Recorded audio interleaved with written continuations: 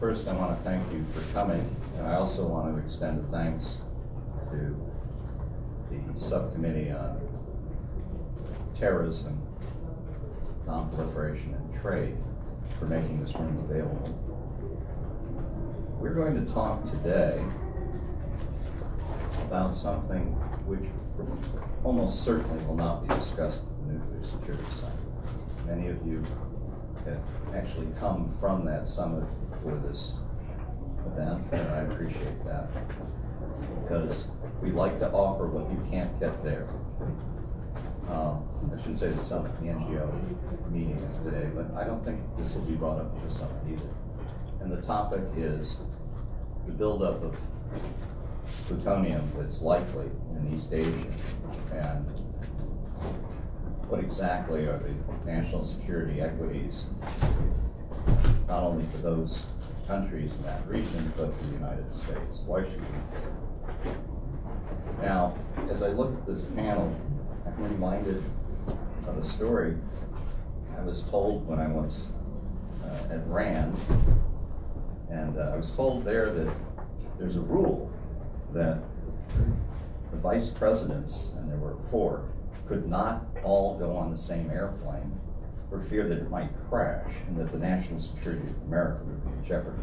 Now, at various levels, this is amusing, but I think looking here, although none of these people are in public office, it's pretty important that we pray for their health. And I say that because collectively, I would argue, we've got the conscience of our country with regard to these issues sitting at this table. There are Republicans, there are Democrats. This is not a partisan swipe at the issue. And some of these people, I dare say it, will still be talking and maybe even acting in this field for some time yet. The moderator is Gary Samore, and he has the distinction of having worked way too long in the government. And as a result, he has the distinct honor of being able to say he worked for Ronald Reagan and Mr. Obama, so I figure he's neutral. We'll make him the moderator. And there are bios.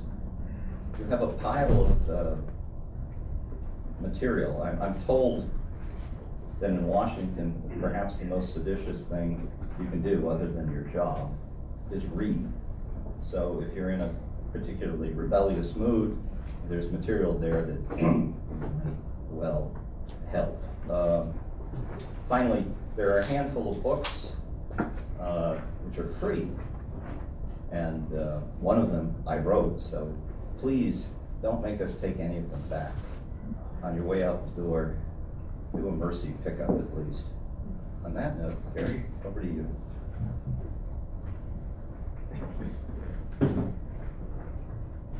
Thank you very much, Henry. Welcome, everybody. So my job is to introduce the topic, introduce the panel, and moderate this discussion.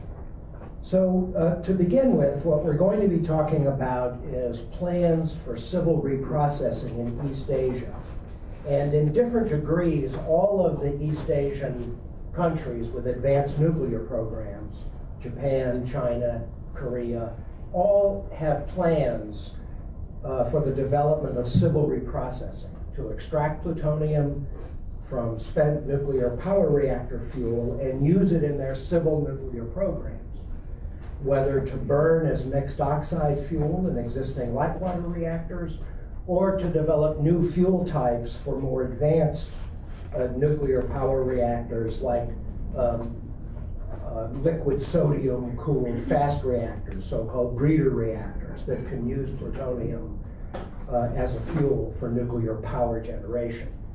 Also, all 3 countries are interested in civil reprocessing as a way to manage nuclear waste, which of course they're all accumulating given their very large nuclear power programs. Now, the East Asian country that's closest to actually implementing a program for civil reprocessing would be the case of Japan.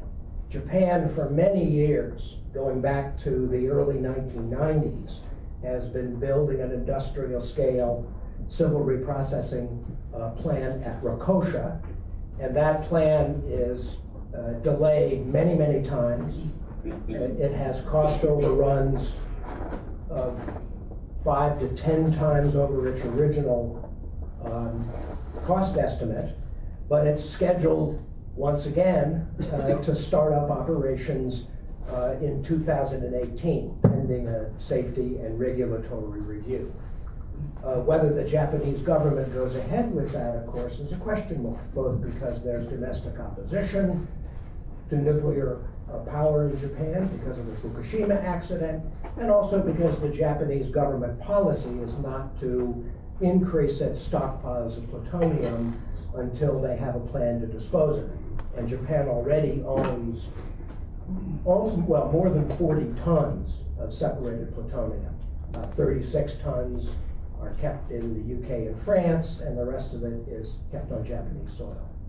With respect to China, the Chinese nuclear organization has been negotiating with a French nuclear company called Areva for almost 10 years now to buy a large-scale civil reprocessing plant. As far as I can tell, the negotiations have proceeded on many of the technical issues have been resolved, but there's still a big disagreement over price. The French company is asking something on the order of $20 billion to construct the facility, and I understand the Chinese are only prepared to pay something on the order of $7 billion. So there's a gap in the price tag for the facility. But according to the latest plans announced from the Chinese nuclear organization, the hope is that they would start construction of the plant in 2020, and it would be finished 10 years later in 2030, ready for operation. Of course, the experience of Rakosha raises questions about both the cost and the schedule for completion. And finally, in the case of Korea, under the terms of the new U.S.-South Korea Nuclear Cooperation Agreement, the South Koreans have put on hold for at least 10 years their plans to proceed with a form of reprocessing called pyroprocessing, while they conduct a joint study with the U.S. on the economic, technical, and safety issues involved in developing this capability. But within the Korean nuclear organization, there's still a strong commitment to the development of pyroprocessing and the development of these advanced breeder reactors, liquid sodium-cooled fast breeder reactors. And certainly if the other countries in Asia proceed, then I think Korea would feel that it's important for them to also keep up with both the Japanese and the Chinese in this area. So to discuss this issue, we have, as Henry said, a real star cast of speakers. You have their bios in front of you, so I won't go through each of them individually. But on the stage, we have people who've served in senior government positions in all of the critical parts of the U.S. government on nuclear issues. The White House, the State Department, Department of Energy, Department of Defense. And I sat down and tried to sort of count up all the years people on the panel have spent working both within the government and outside government on nuclear issues. And I lost track, really, but it's pretty close to the half-life of plutonium. So with that, I'll ask each of our panelists to speak for about 5 minutes, starting with Bob Gallucci, and then Will Tobey, then Bob Einhorn, and then Henry Sokolski. And then I'll ask a few questions, and then we'll open it up to all of you, and we'll finish at about 1:30. Sure, of course. It's over 20,000 years, so you're in deep trouble. Thanks, Henry. Thanks, Gary.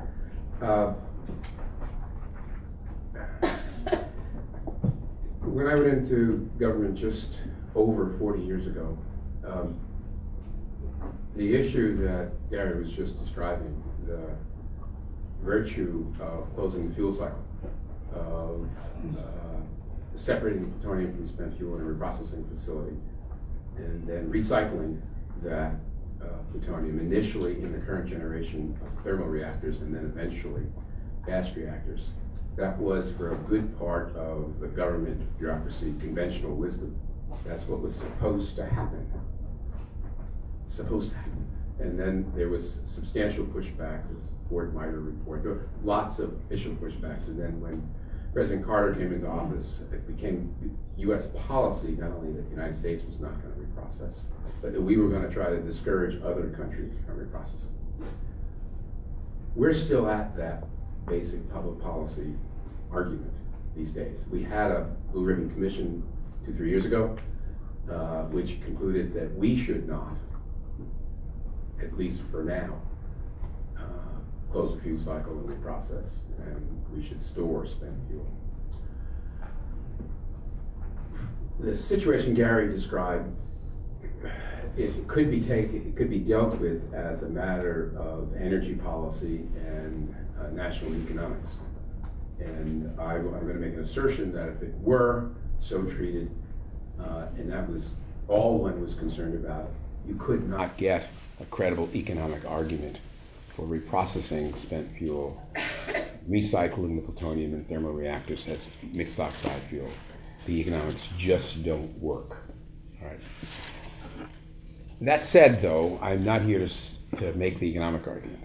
For me, this issue is about the implications of what Gary described, of eventually Wakasha running, if it's 2018 or whatever, another 800-ton plant opening in China, and the difficulty of persuading in the future the South Koreans that the Chinese can do it, the Japanese can do it, but you can't.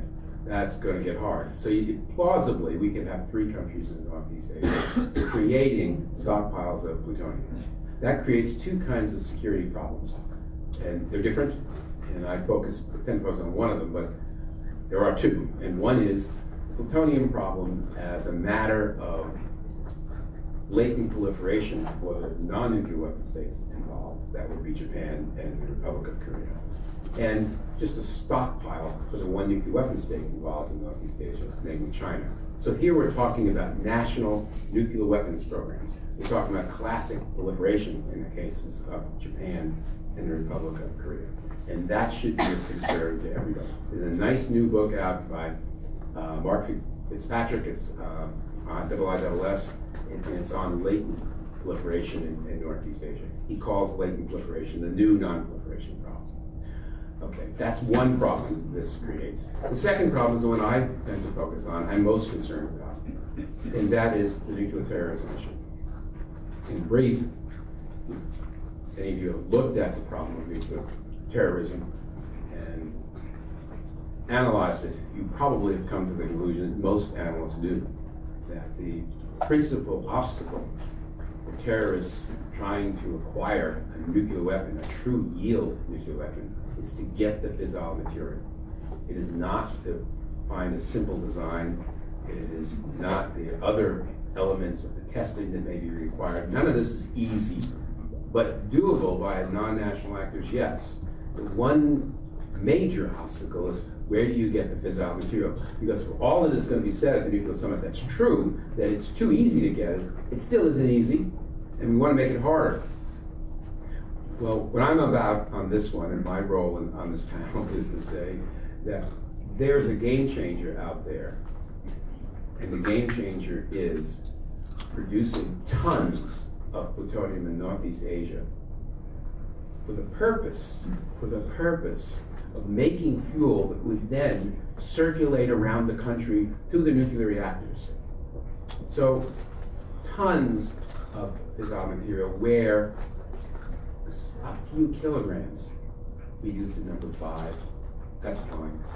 5 kilograms.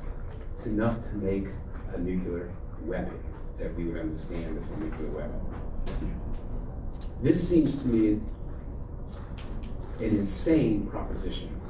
If we worry about this scenario, the nuclear terrorism scenario, more than any other these days, more than the Russians, more than the Chinese, more than ISIS, if ISIS doesn't have a nuclear weapon, then we create a situation in which we're promising to produce tons more of this material, not lock it up, produce more, and then circulate it around the country. In fact, around 3 countries. It strikes me that we ought to rethink that one.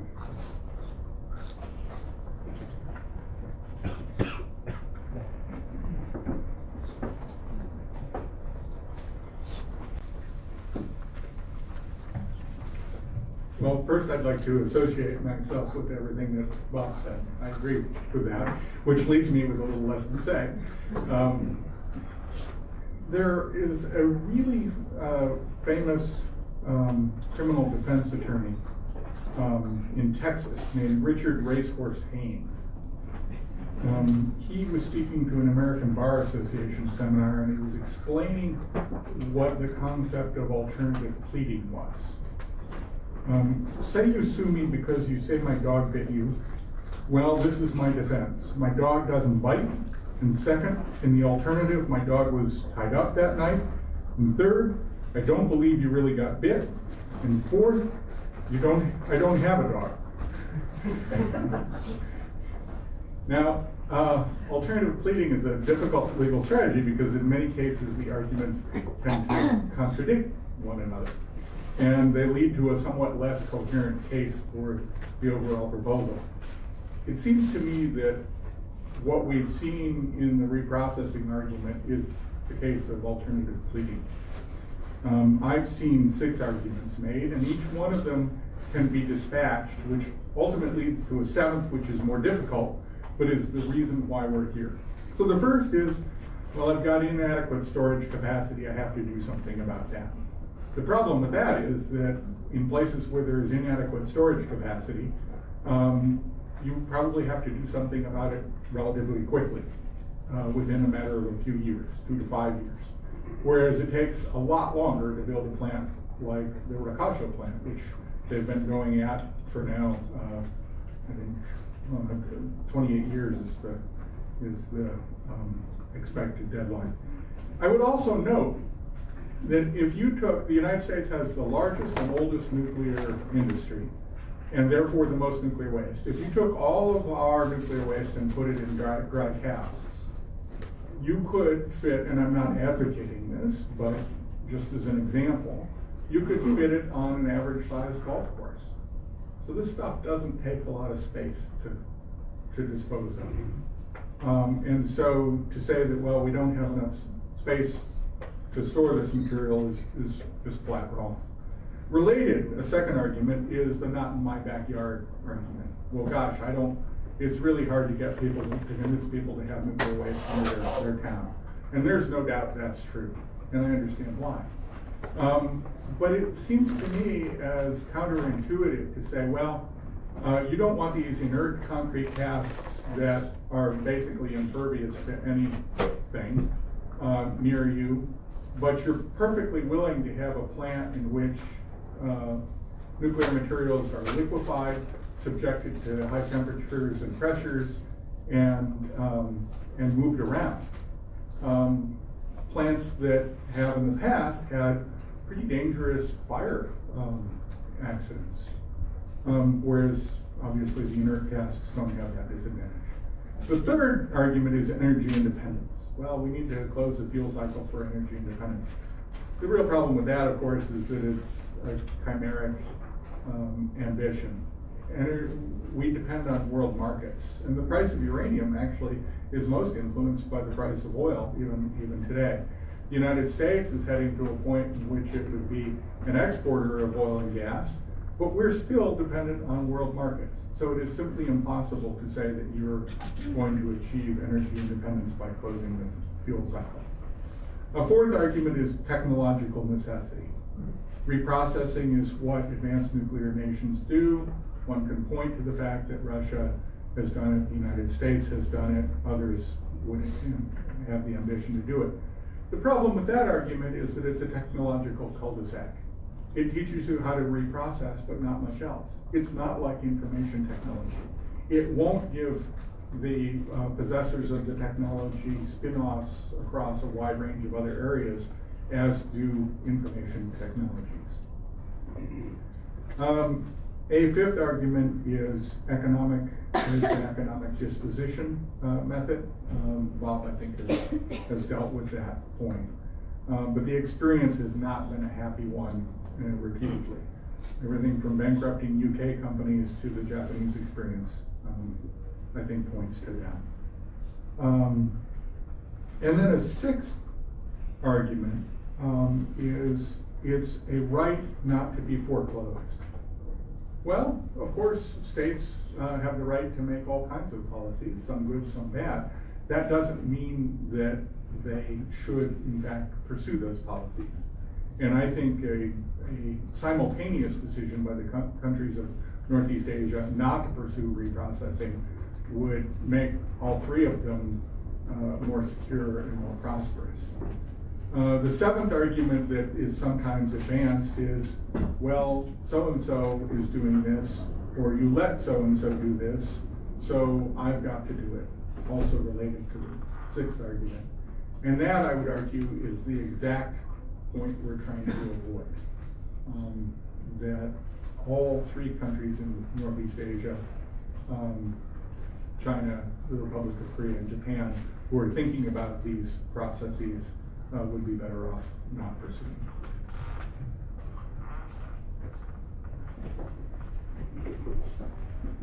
Thank you, Gary. Thank you, Henry, for organizing this. I haven't been a plutonium alarmist, at least not until now.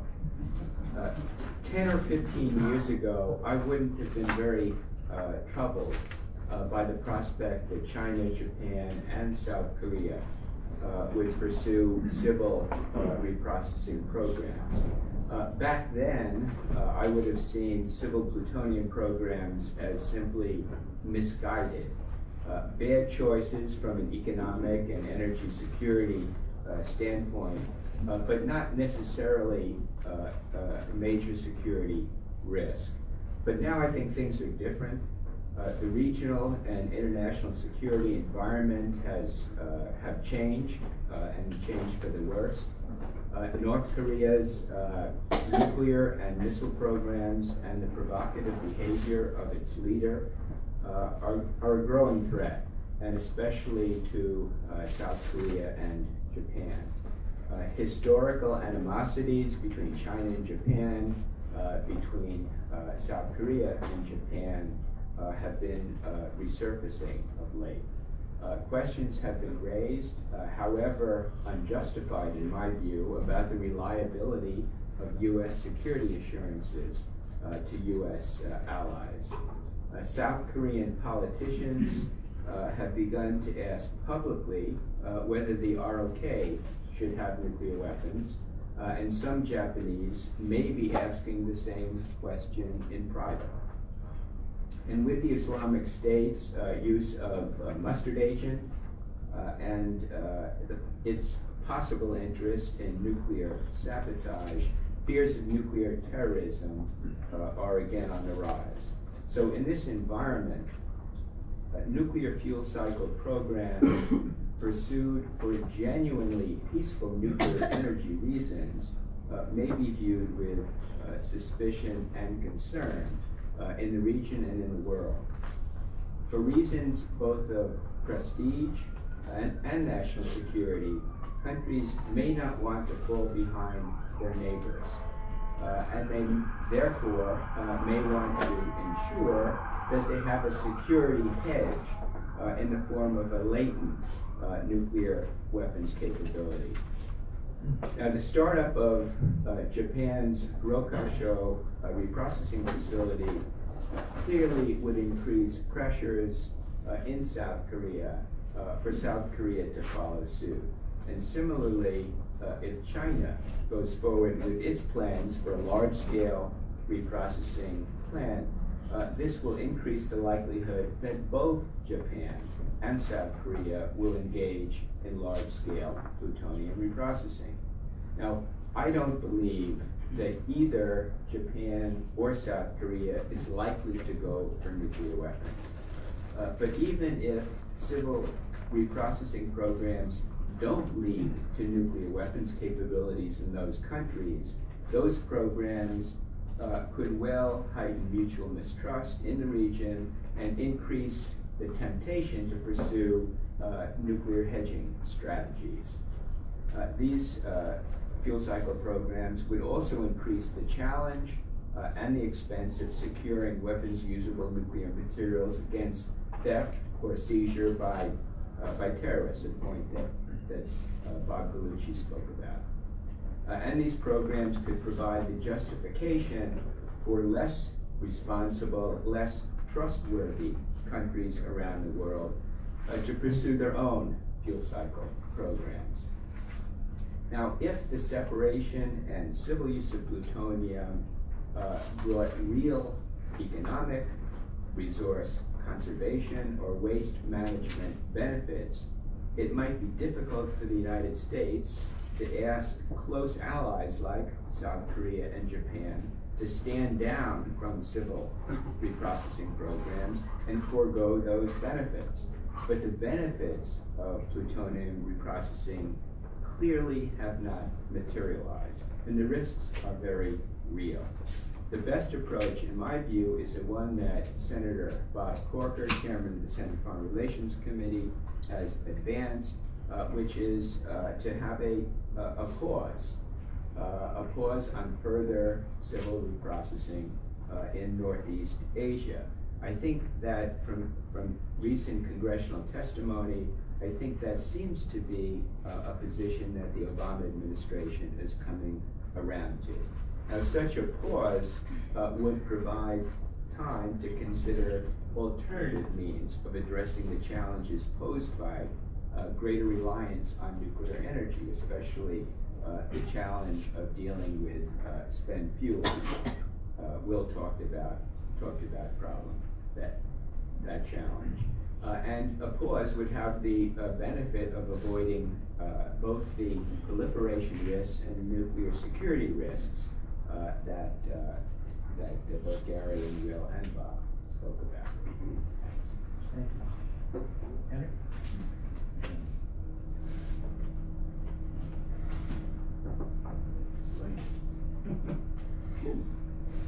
Okay.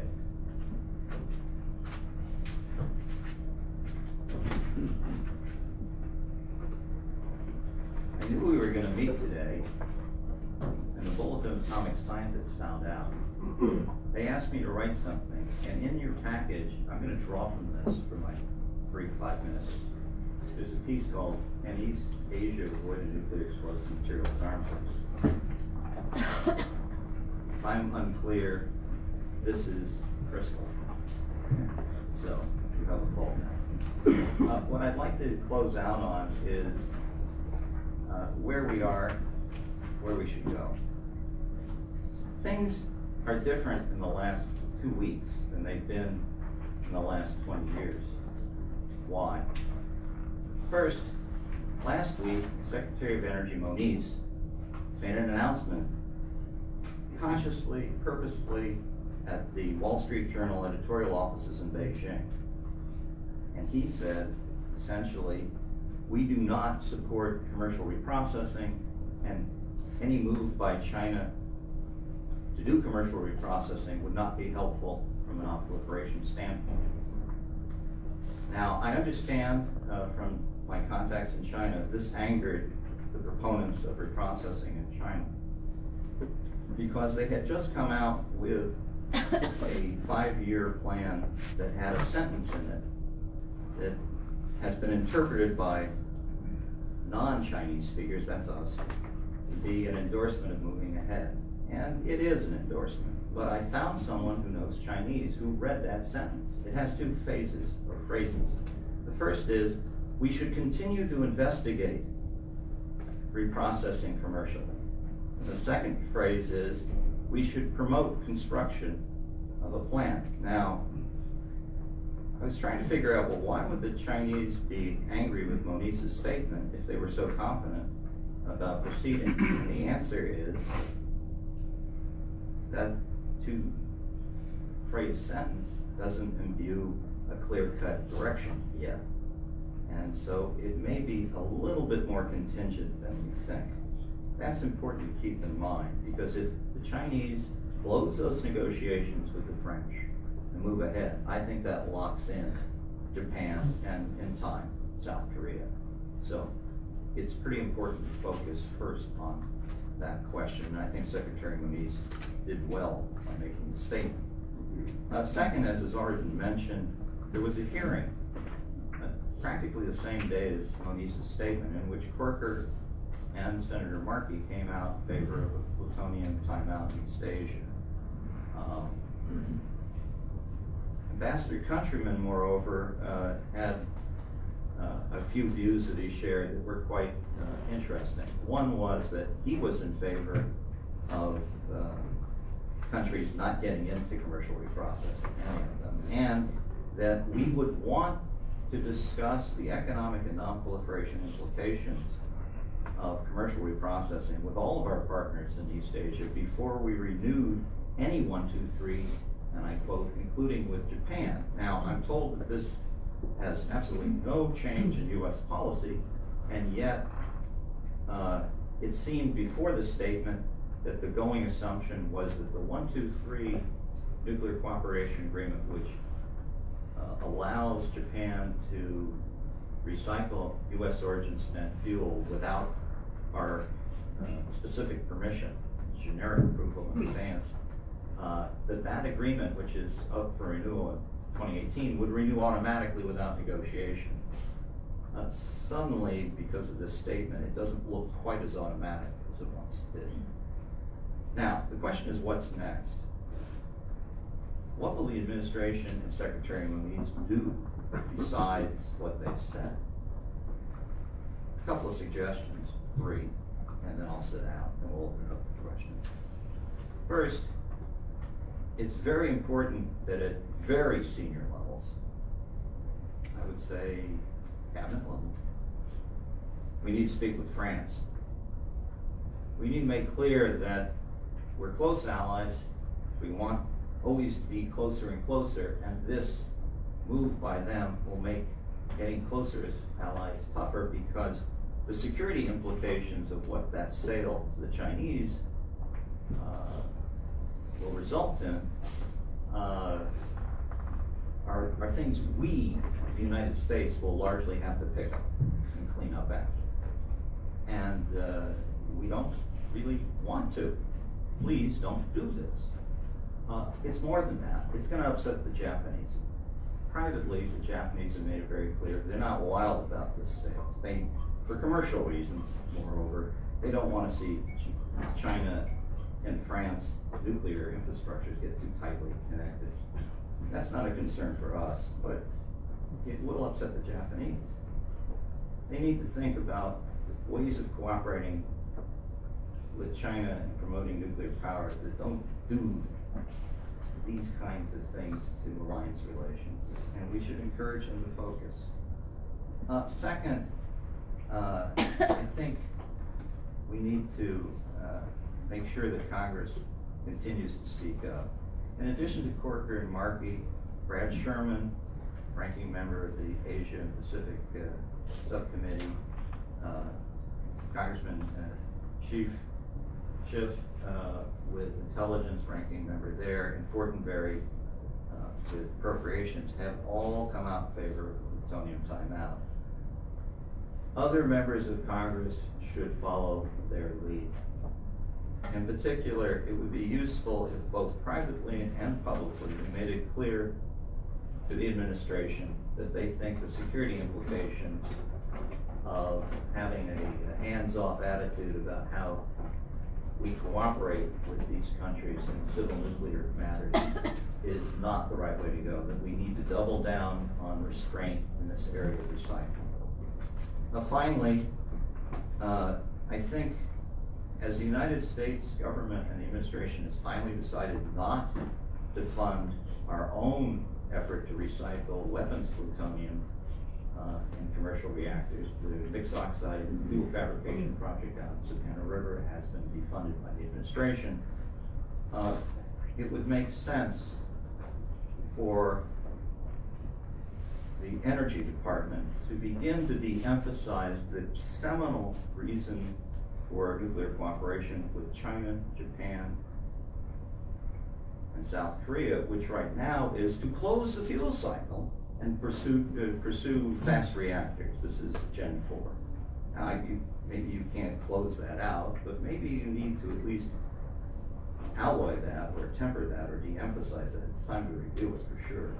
With what we're going to do to get rid of surplus plutonium and manage waste without recycling, because that's the course the administration has now chosen to go.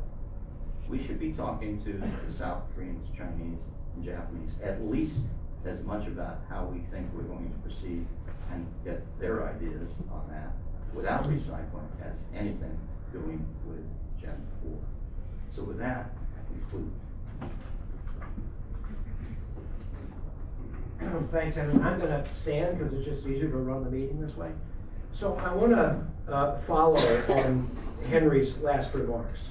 If we accept the argument that reprocessing doesn't make any economic sense for the time being and poses a variety of national security risks, especially in the East Asia context, what should we do about it?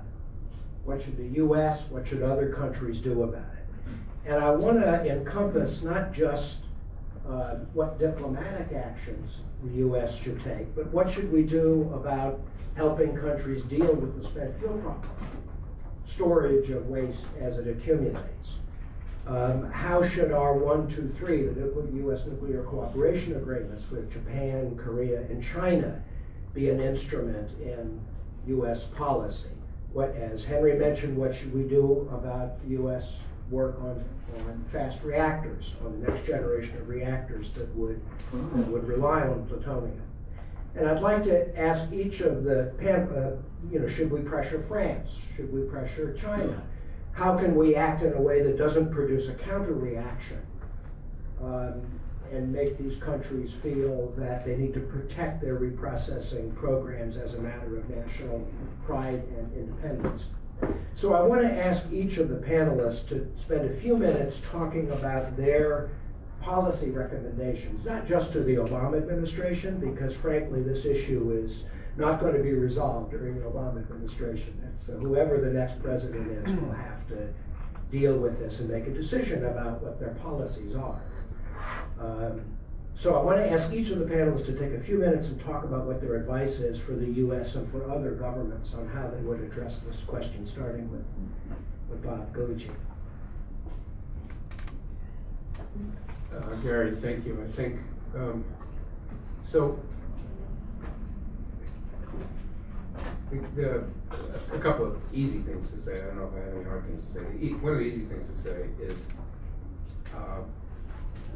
sort of getting preachy about this probably is one of the worst things we could do. I mean, in other words, for the United States of America to try to insist, because we are the United States of America, that other countries' sovereign decisions and energy decisions will no longer be sovereign. That is clearly nutty, it is counterproductive, and all that.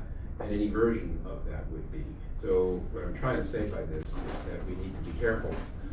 I am in favor of the United States, someone senior like the President of the United States, saying publicly that we do not believe it would be helpful for countries to reprocess commercially their spent fuel separate.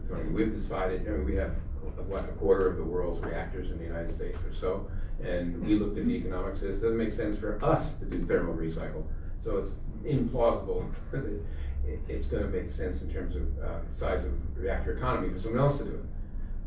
We can also make some other points that are sort of indisputable about the difficulty of moving to fast reactors.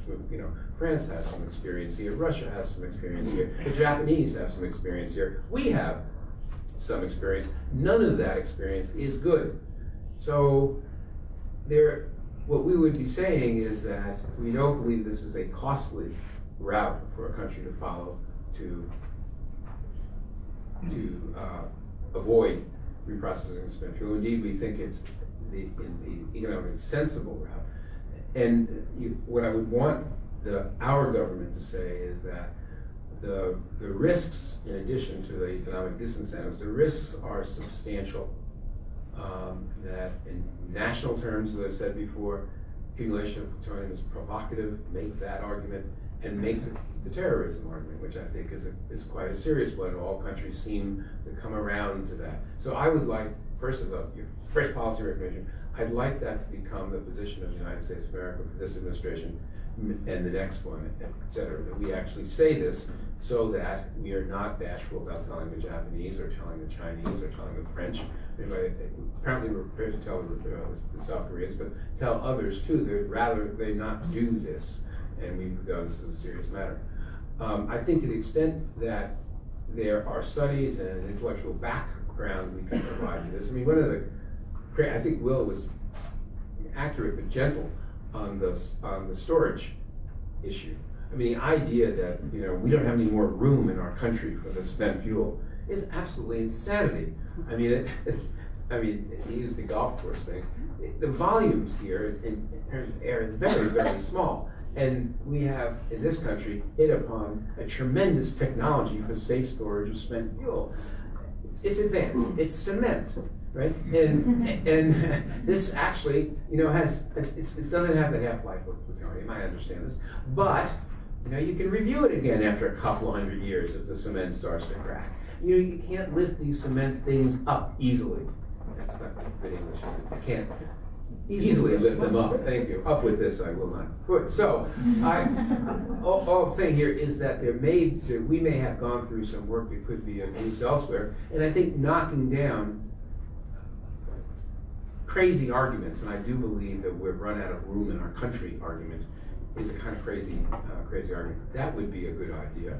And sharing the studies that we've got on this, not that we haven't done already, but I think we could be more aggressive about that. And I think we should have, I mean, it is a great demonstration move on our part to cancel or defund the MOX fabrication facility at Savannah River. I thought it was going to be a very bad precedent and legitimizing had we gone ahead with that on some argument that we owed it to the Russians, which I these days have a hard time understanding.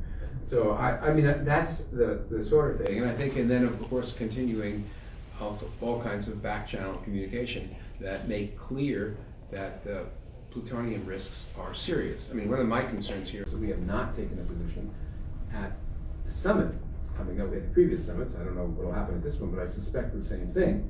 You know, we focus on highly enriched uranium. I've got nothing against locking up highly enriched uranium, blending it down. It's all good. But not to touch plutonium because it is politically much more difficult for us is a huge mistake. And to hang back on some technical arguments that a terrorist can't use plutonium to make a weapon, either because of device design or because of the isotopic argument, is just technical nonsense. Very hard to explain in detail because it gets to sensitive questions of nuclear weapons design. But it's not something that should prevent the administration from engaging, that's to say, the plutonium issue as well as the highly enriched uranium issue. Well, with respect to what was referred to as Generation 4 and new technologies, I don't rule out the possibility that we will or would be able to close the fuel cycle based on proliferation-resistant technologies someday. We're only 70 years into the nuclear enterprise. Who am I to say that 100 years from now we won't have a better technology that will make those things possible? But what I would say is that it is not possible to do that today. So we do add to the proliferation risk, we do add to the nuclear terrorism risk whenever we pursue bulk processing plants. So what would be my policy recommendation? Well, it's been alluded to many times already, and that would be dry cask storage, which I would point out maintains the option at some point of pursuing a closed fuel cycle if we're able to develop technologies that are more proliferation resistant than the ones that are available to us today. Now, some people say, well, you know, the half-life of plutonium and dry casks are only good for 100 years, maybe 200 years. Well, I would ask you, in what other realm of public policy do we insist on such long-term solutions? If I came to you and said, I can solve poverty, but I can only do it for 100 years. Do you throw me out of your office, or do you say, what's the idea? Now, one response to that is, but we have an intergenerational responsibility not to leave a problem for our heirs. That's a fine point. But the obvious solution to that is a financial one, not a technical one. We should leave behind enough money to re-encase these things in new dry casks 100 years from now if that's necessary. Or if we're feeling really generous, we can leave more money for doing that multiple times. There is a huge difference between the cost of a dry cask and pursuing a $28 billion reprocessing plant. So there's a lot of room to put things in a trust fund if we're really worried about the intergenerational implications, which I think actually is a fair argument, but they can be overcome. Final point on 123 agreements. I was at the hearing that's been alluded to, and I was asked that question. You know, the 123 agreements do govern the nuclear commerce between countries, and we should seek to defend our interests in those. My own view is that, particularly with the ROK and Japan, we're dealing with close allies, and 123 agreements are a pretty blunt instrument. I would much rather see this be a discussion about shared interests among the various states of Northeast Asia and the United States, rather than something exercised by fiat. Thank you, Bob. I think as a policy prescription, good idea for the United States, for the next administration, to get firmly behind the idea of a timeout, a pause for further civil reprocessing, and to marry that idea of a pause with a willingness to cooperate with other governments in interim spent fuel storage, above ground dry cask storage in particular. We're doing that with the South Koreans now. We're working with them on the Department of Energy and their nuclear energy authorities are cooperating in the area of spent fuel storage. Better to talk about a pause or a timeout than to go frontally at these countries and say, you know, you're on the wrong track, you need to change. But the idea of a pause, while we consider alternatives, I think is much more politically palatable to them. I was involved in negotiations with the ROK on a renewed civil nuclear cooperation agreement, and we couldn't agree on the merits of pyroprocessing, the South Korean version of reprocessing. So essentially, we agreed to defer this issue for at least 10 years while we engage, as Gary mentioned, in a joint fuel cycle study, a study of various alternatives to addressing spent fuel management and other challenges. That worked, and we're going to use that time to review with our South Korean partners the economic and technical implications of pyroprocessing, the non-proliferation implications, and I think that's an opportunity to, at the expert level, to explain our case. And if we're right that the economics have not been proven and that there are non-proliferation problems, that's the place to do it. As far as Japan is concerned, I think the U.S. should not agree automatically to renew the U.S.-Japan Civil Nuclear Cooperation Agreement.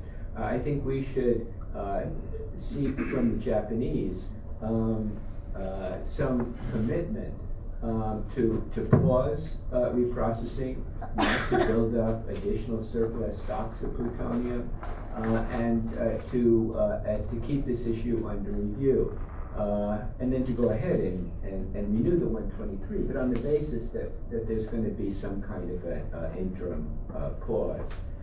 With the Chinese, I say, facetiously, after hearing about the gap in cost, we should tell the Chinese that Ariba is trying to rip them off. They shouldn't pay one more renminbi than $7 million. And maybe that will lead to the cause that we're interested in. One idea that had been discussed previously, the notion of some international spent fuel repository. The Russians long ago had this idea of putting a repository in Siberia, but then environmentalists in Russia attacked that notion. There were some discussions with the Mongolian government about doing this. That didn't get anywhere. But if somehow, but I take it in Scandinavia, I don't know, I forget whether it's Finland or Sweden, they've made real progress and be able to find a place to do this.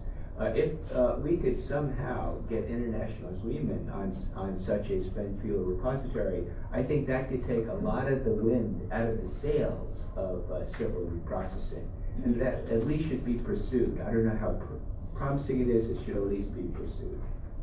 It's sometimes been said the best single thing the U.S. could do would be to agree to repatriate all the U.S. origin spent fuel. Unfortunately, that's not likely to be a politically attractive alternative. Henry?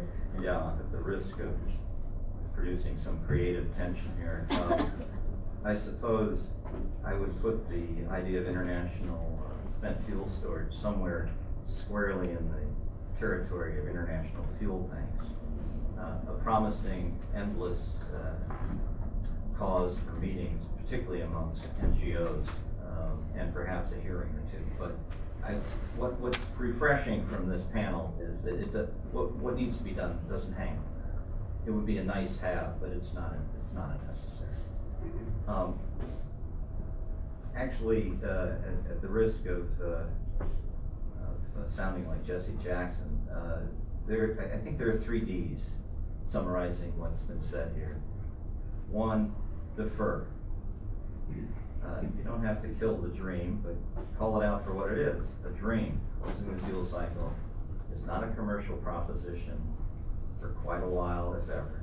And my hunch is probably not ever, but certainly not now. So defer.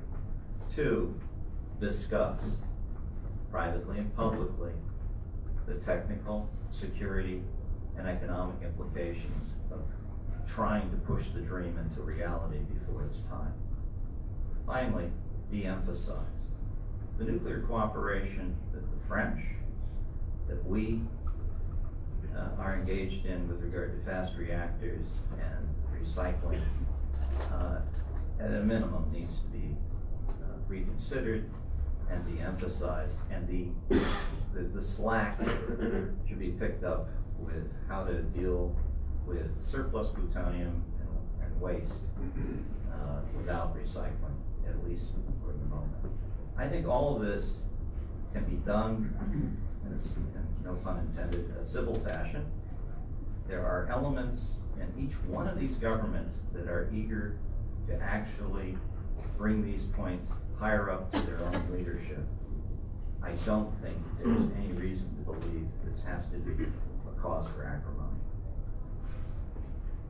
Okay, thank you. I'm going to turn to the audience now. We've got about a half hour for questions and answers. I'll ask people to identify who they are and their organization, and ask you to remember that a question always ends in a question mark.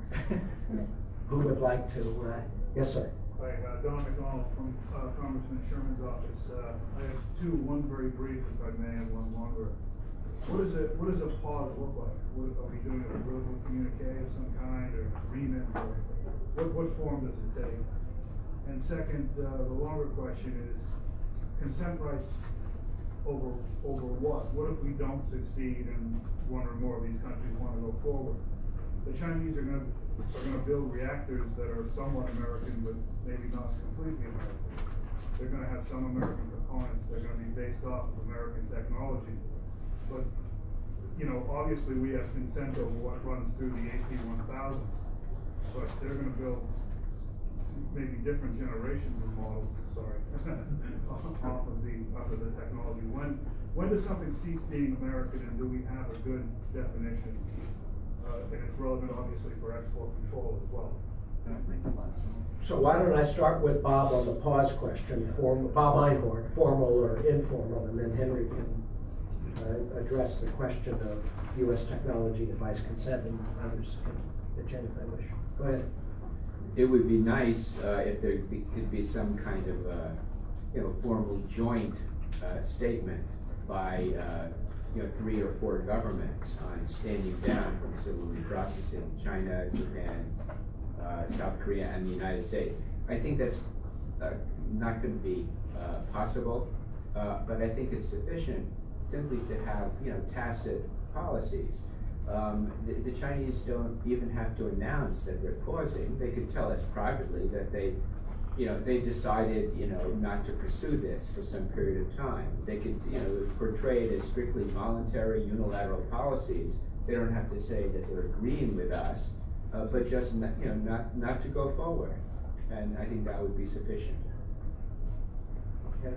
Yes, I mean, luckily the Chinese are very vocal in their objection to the Japanese going ahead, so therein lies a solution right there. They just have to be a little more consistent.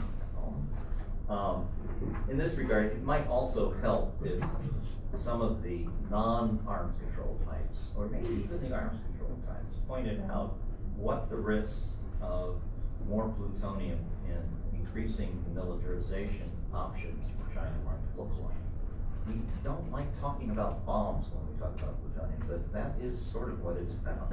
Now, regarding consent, the Congressional Research Service, I am told, has investigated and discovered that what is U.S. origin technology has not been defined. I find that rather stimulating. Now, who defines it effectively? Well, the Department of Energy says it's the vendors, the U.S. vendors. Well, who owns the U.S. vendors? Well, foreign entities.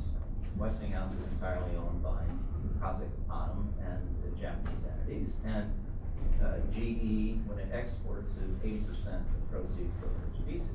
They might have a conflict of interest. Yeah? So it would be useful to at least begin to ponder, well, what would that definition be if you were an American bureaucrat charged with enforcing the law? It might look different. I don't know what it would look like, but we ought to get on with it. That ought to also inform what U.S. origin spent fuel was. U.S. origin spent fuel in the 123 agreement with China, I believe, is defined as fuel that comes from the United States, that's U.S. origin spent fuel, or fuel that has gone through an American-designed reactor. Yeah, oops, what's that? Probably has something to do with U.S. origin technology definition. It could be that you could define U.S. origin spent fuel in the case of China to only include fuel that came from the United States, in which case, and the fuel that goes through the 4 reactors, in which case it would be a small amount of fuel.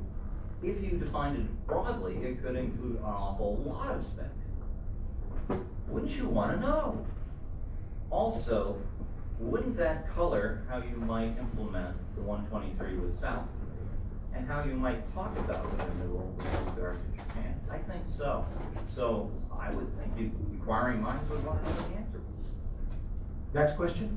Yes, sir. Alan On, Director of Programs for the Global American Business Institute.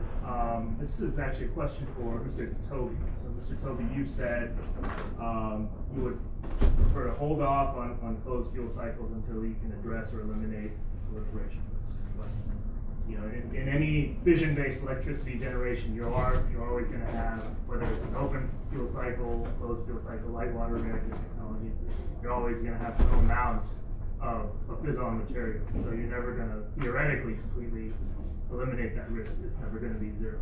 So at what point do you say it's acceptable?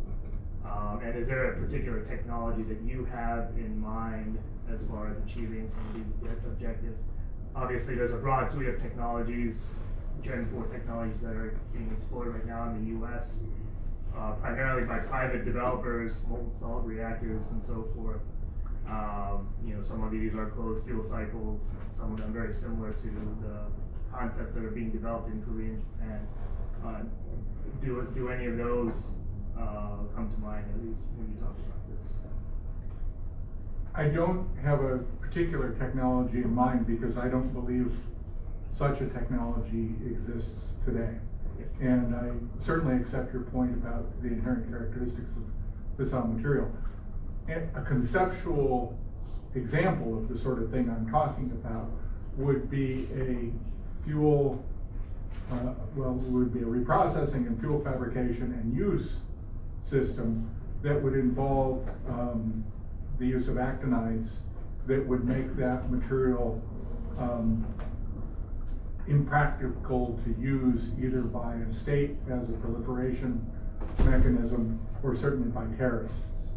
As I say, I don't think that technology today exists, but I wouldn't associate myself with those, and there are some people who believe this, that say it will never be possible to close this fuel cycle in a responsible way with respect to non-proliferation.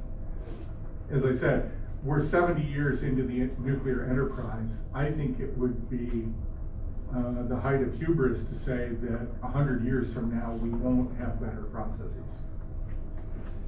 Yeah, like a nuclear islands approach, is that sort of a concept or an idea that you have in mind with respect to what you By nuclear island, you mean? having a connected facility, separations with the reactor, you separate as much as you need. Well, yeah, so a concept of operations can help with that. Yeah. But I would also be interested in the physical properties of the material we're talking about. I wouldn't want to see, so Bob mentioned, talked eloquently about the proliferation risk with respect to terrorists. And I would just add to that, in the 20 cases in which fissile material has been seized outside of authorized control, probably more than 20 cases, but in all but one of those cases, the material was in bulk form. So we actually know empirically that bulk processing plants, like reprocessing plants, have an inherently higher risk of theft.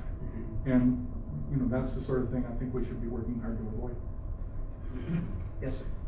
Jim Warner with CRS. I wonder what different panelists might think about the pyroprocessing that is the response to the argument that pyroprocessing is inherently different from pure because it doesn't produce a pure form of plutonium that is blended. I think I'll ask Bob Einhorn and Will Tobey, who both know this issue intimately, to answer that question. It's true, traditionally, reprocessing produces a pure form of plutonium, but and pyroprocessing doesn't. It's a step away, and that might make it more difficult for terrorists to acquire the products of pyroprocessing and turn it into weapons usable material. But for any state, it would be very easy to go that extra mile, and that's why the U.S. government has classified pyroprocessing as a form of reprocessing. Well, there was a time when the U.S. government had a different position on pyro. Do you want to talk a little bit about that and what led to the change? Well, my views are those that Bob expressed. Obviously, there are two concerns here, the terrorist risk and the state proliferation risk. Pyro can help on the terrorist risk, but it doesn't do much on the state proliferation risk. And frankly, I guess I was involved in pressing the government to whatever extent it did move in that direction to do so, to worry about, to come to the conclusion that as a practical matter for states, Purex and Pyro have essentially the same non-proliferation implications. I guess the test I would ask of people listening to this is, would we be comfortable if North Korea had a legitimized pyroprocessing operation? And my answer would be no. Now, I have obviously much higher regard for the ROK than I do for the DPRK, and I don't worry about the ROK pursuing a covert reprocessing plan. But I do worry about the precedential value. And I am certain that if in fact the ROK pursues reprocessing in any form, pyro or otherwise, it will make it virtually impossible to try and wrest that capability away from the North. Now, that may already be impossible. I acknowledge that, but we will know for certain that it is not possible. Yes, Rachel. Rachel Bronson with the Bulletin of Town Scientists. I've been thinking about the Middle East and how it's on the precipice of bringing a lot of nuclear power, a lot of plans in place. And I'm just wondering if there's any lessons learned from this conversation that we should be thinking about. And I don't mean to divert the conversation, but UAE goes operational, has a 1-2-3 agreement next year, but then there's Egypt, there's Turkey, there's Jordan, all looking very seriously and moving in it. So I was taken by Bob's comments, like his concern that this stuff is all going to be moving around the country, and we're going to have, if they move forward on their nuclear programs, we're going to have that in the Middle East. It's the non-UAE states are all involved with Russia. Are we comfortable with the buy, own, and operate? The fact that it's all got to leave and go back to Russia. I know these are a little bit far afield, but it seems as we think about the evolving nuclear architecture in these places, I'm trying to think about what it means for the Middle East. I'm just wondering if there's any sort of lessons learned. That's a good question, Henry. I'm glad you asked that question. First, just as a point of departure, thinking about things in the Middle East, let's imagine Iraq with 16 power reactors. Would that in any way change how we would be looking at the crisis of ISIL right now? I think so, which kind of taints the whole proposition of populating the Middle East with these things. In a lot of these countries, you wonder what the future holds for who's going to be running things and under what kinds of attacks they might be presented. That's point one. Point two, I think the reason there is a precedent here is that if we do not somehow firm up our opposition to bulk handling activities in East Asia, it's going to be pretty hard to draw the line anywhere else. I think the fact of the matter is this is a chance to perhaps fortify a deal which is very controversial with Iran. Who knows how long that'll hold up, and if it does. But if it does, we do know that it has a sunset. One of the things that it currently tips its hat to is the idea that they will not reprocess for the moment. But that once the deal runs its course, they would be able to do what any other non-weapon state under the NPT, or even Japan, might be doing. And that, if it's reprocessing, would mean they could reprocess. It would be nice if we could persuade everyone to back off reprocessing, so that if in the optimistic scenario that the deal actually is implemented and complied with and runs its course, they don't get the reprocess at the end. So this is yet another chance to get it right. We're running out of such chances. It'd be nice to kind of focus on this for that reason. Yes. Hi, my name is Moses. I'm from Korean Economic Institute. Could you stand up just we can't quite hear you? Sure. My name is Moses. Thank you for coming. And then I'm from Korean Economic Institute of America. I have a question for all the panelists. So if anyone can comment on it, would be great. I believe one of the reasons for the there's growing voice in Korea regarding the nuclear program is because of the security reason. Obviously, South Korea is extremely concerned with the nuclear program in North Korea, but there are also concerns with the threat from China and also from Japan. I believe it's the same for Japan too. How should the United States ensure either South Korean government or Japanese government that the United States will not abandon either countries when it comes to the rivalry between China And also with North Korea. Let's do that as well. Wow. That's a question we usually call the question of extended deterrence, our ability to extend deterrence to an ally, whether the ally is part of NATO or Japan or Korea, Australia, whatever.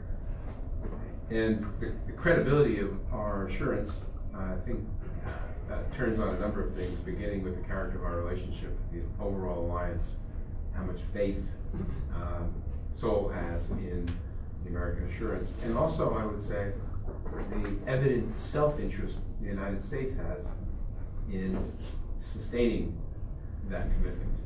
And I think what I would say to the government of Republic of Korea is that it is fairly obvious that the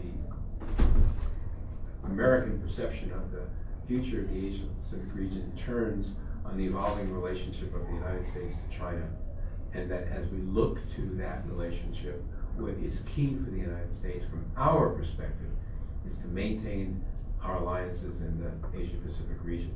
And that begins with the Republic of Korea, with Japan, with Australia. That what I'm saying to you here is it is important that we maintain wonderful relations with our allies, but it's also important for allies to understand that we are in this alliance as you are, because it's in our individual self-interest. It is good for South Korea to have the assurance that America has its back, and it is good for the United States to know that it has an ally there for our self-interest. Alliances that are based on self-interest and then built further on cultural connections, etc., have typically a much better future, and I think ours has a great future. Thank you. Others wish to just add one thing. You could even make this argument so strong without nuclear weapons.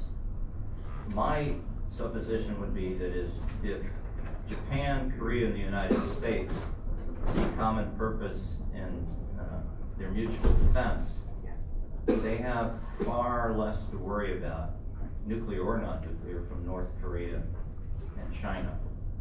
And I think neither North Korea nor China would therefore see it in their interest to further drive those three countries, the US, Japan, and Korea, further together, which would be roughly modulating and moderating behavior all around the region. So there's strength in alliance, and basically fear and loathing without it, and the worst might come if you don't have it. So I think getting closer is a smart way to go. Will Tobey has to leave us because he's going to be moderating a panel over at the Nuclear Knowledge Summit, but we'll go for just a few more minutes if we have some more questions. Yeah, Gene. Hey, I'm Gene Gershon, Non-Proliferation Policy Fellow with Senator Martin. So let's go to the discussion on the pause is focused on gaining a pause by all three of the countries under discussion. But my question is about what U.S. policy should be if we fail to convince the Chinese not to pursue the reprocessing and recycling route. Can we and how should we try to discourage reprocessing by our allies, who also happen to be the two non-nuclear weapon states under discussion, if the Chinese decide to actually continue down that path? Who wants to? It would be unfortunate if China, didn't go along with the pause. But I think, the Japanese and the South Koreans would really focus on one another. While they wouldn't be happy with China pursuing reprocessing, they recognize China is already a nuclear weapon state. It has engaged in military reprocessing for its nuclear weapons program. So I don't think that's a fatal disqualification in terms of getting, some kind of constraint in civil reprocessing in Northeast Asia. Go ahead. A little more creative attention. I think you really would have to rush, maybe even do something that I am so disinclined to do, work closely with the Russians to approach the Chinese and say, okie dokie, you decided to go ahead. Now we need to make sure that we cap your fissile production in the plutonium area. And you should join us in agreeing to declare what you have even further and do some reductions. Because if you don't, I think it's going to be very hard to keep the horses calm in South Korea and Japan. They won't talk about the concern about a military buildup in China in connection to all of this, but it's there.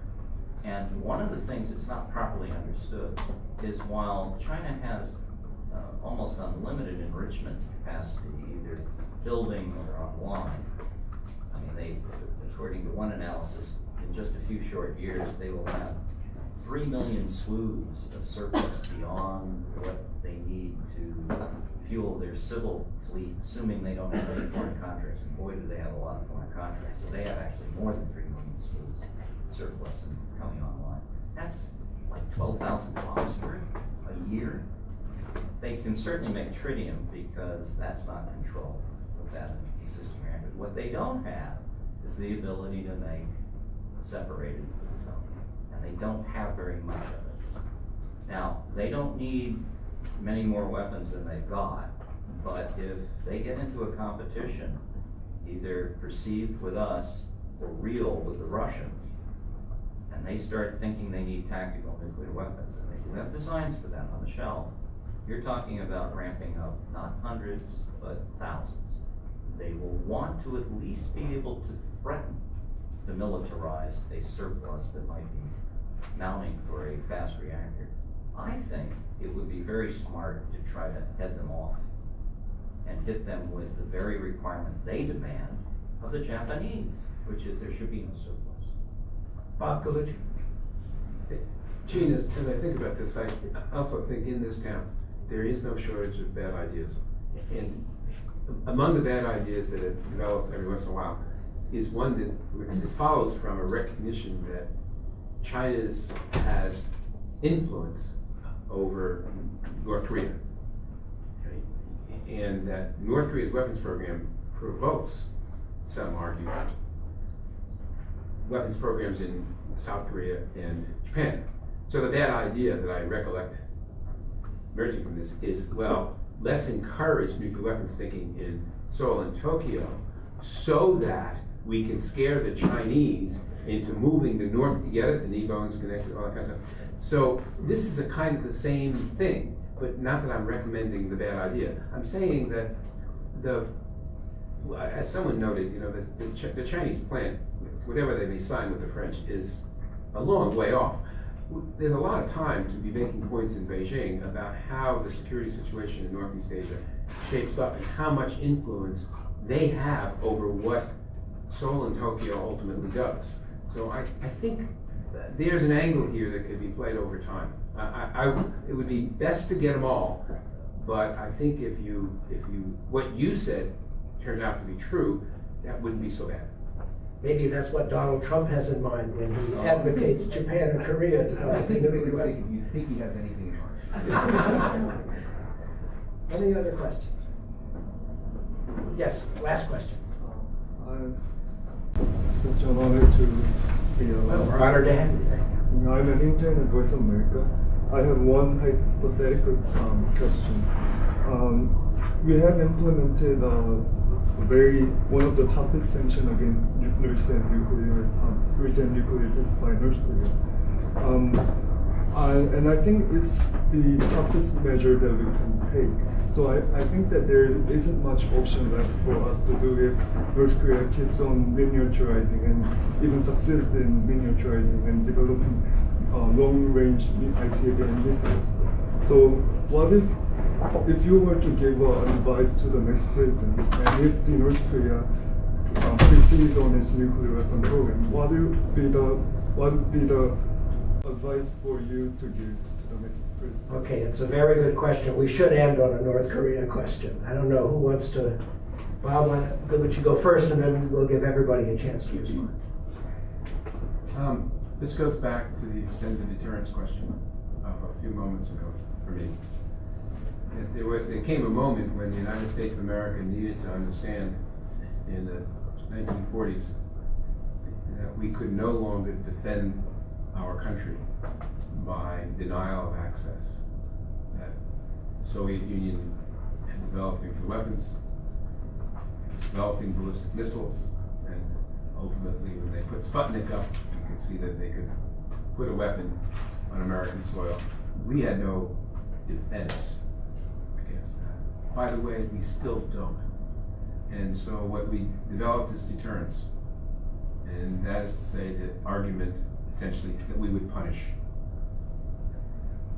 What South Korea, what Japan, Asia, what the world has to deal with a North Korea with ballistic missiles of intercontinental range and warheads that reach sophistication and size that they can put on these weapons, what they have, is probably not much in the way of deterrence, in the way of defense, but deterrence.